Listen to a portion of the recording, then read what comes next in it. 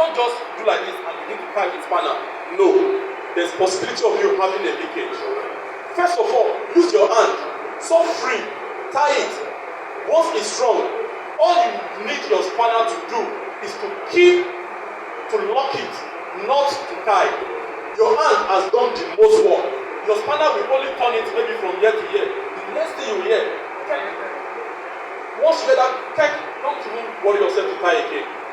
They can never be leakage, except if you don't flare it well. Once you try to tie it again, then you are destroying the pipe. Because that head, that flare head, you are now cut off. By the time you try to bend the pipe, it will cut. So if you have thread tape on it, you will never hear that sound. It will make you tie it beyond the stage you're supposed to stop. And the same thing with welding. You are using cooking gas to weld. You are using cooking gas to flush.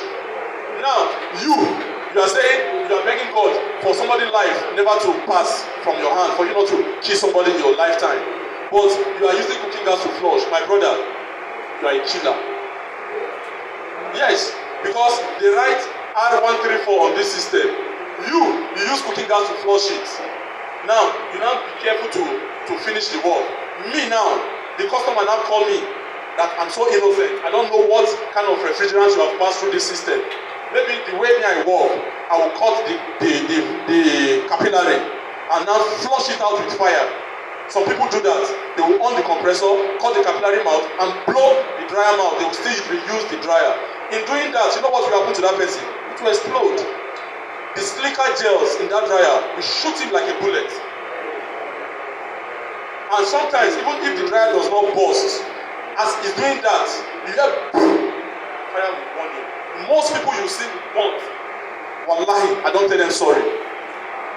Me, I'm not a wicked person. If I see you in FCT, fire burn you, I'm not the third person sorry. And I know the set up committee to go and visit that person in his house. Because safety in FCT today, any meeting, any zone you go to, as they are doing meeting, they are talking about safety. And it's one of the things that I have laid down as my own and in my tenure that they must be doing. So if we keep talking every day that don't use cooking gas to gas, some people will use it to top. You work, you know freeze where gas no reach, you now carry cooking gas to flush it to achieve your freezing. Why? You are setting a bomb for somebody that will come and work on that system next time. You use cooking gas to flush, you want to wear dryer, explosion will happen. Cooking gas, R600, as you see them, they are not heavy when you carry it, but they are heavy in the head. As you flare it, it will just be there waiting for you on the head. You see, 22 gas, 12 gas, and others. Once you dispatch it, it's going. But 600 gas, R600A, cooking gas, that is needle gas, is there waiting like this. It will come small. It will take 20 minutes, 30 minutes. That is waiting to come to the ground. When it gets to the ground, it will be there waiting for you. Carry lighter or matches, put it there on the ground. So that is why you don't use it to flush. You use it to flush, you are setting a trap for yourself. So most people you see with guns, it's malpractice that make them to cut that fire.